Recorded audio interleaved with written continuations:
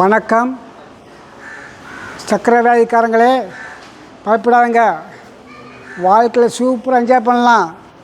ராஜி உண்ணாமலே வைத்தியசாலைக்கு வாங்க. சென்னையில் உள்ள இரும்புலியூரில் எல்லா டீட்டெயில்ஸும் யூடியூப்பில் இருக்குது, பார்த்து வாங்க. ஒரு தடவை வந்தால் போதும், அப்போ நீங்கள் வர வேண்டிய தேவையில்லை.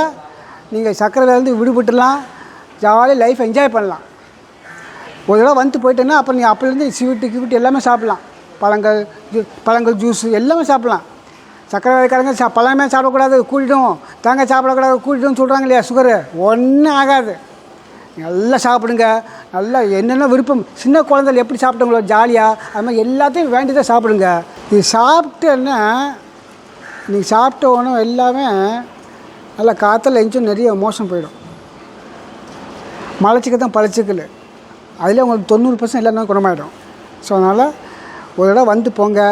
அன்றைக்கிலேருந்து நல்லா வாய்க்கு ருசியாக எல்லாம் சாப்பிட்லாம், ஒன்றும் ஆகாது. இந்த பொடி அவ்வளோ பவர்ஃபுல்லு. சஞ்சீவி சூரணம். மிஸ் பண்ணாதுங்க. நமஸ்காரம்.